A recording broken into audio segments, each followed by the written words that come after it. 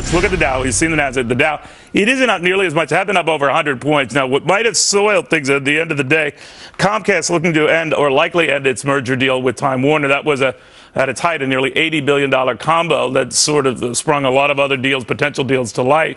That doesn't look like it's going to happen right now. Now, that just might be a tepid sort of response that were all these deals done.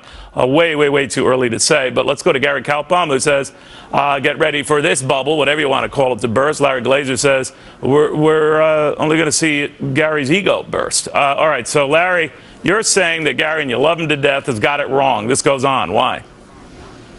I give him a hug when I say this. Look, Gary, this is not the tech bubble of 2000. This isn't even the stock market of 2000. To have a bubble, you have to have excess optimism. You have to have gross excess stock valuations. You have to have companies like Pets.com with no earnings running to the sky. We have none of that today. Look at the NASDAQ today. The biggest company in the NASDAQ, Apple Computer, the most profitable company the world has ever seen. They made $18 billion.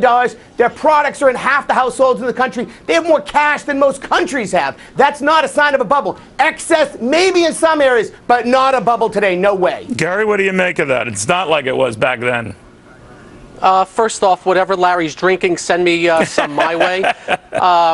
Look, for me, the bubble is defined by central banks and then desperation and greed by investors. You have $14 trillion printed across the globe to buy up bonds to get interest rates down to zero. You have $5 trillion of negative interest rates around the globe. That fuels asset prices. And I must tell you, players do change during bubbles. In '99, it was the internet. Now, to me, it's the biotech. I've said this before and I've written about it. There's about 150 biotech companies that have been brought public in the last 2 to 3 years with no earnings, but no sales, and they have a market cap of over $125 billion. That is going to blow up, and it's going to blow up badly eventually. But to Larry's point, and Larry, you could pick up on this, we have been climbing that wall of worry, haven't we? That's right. That's right.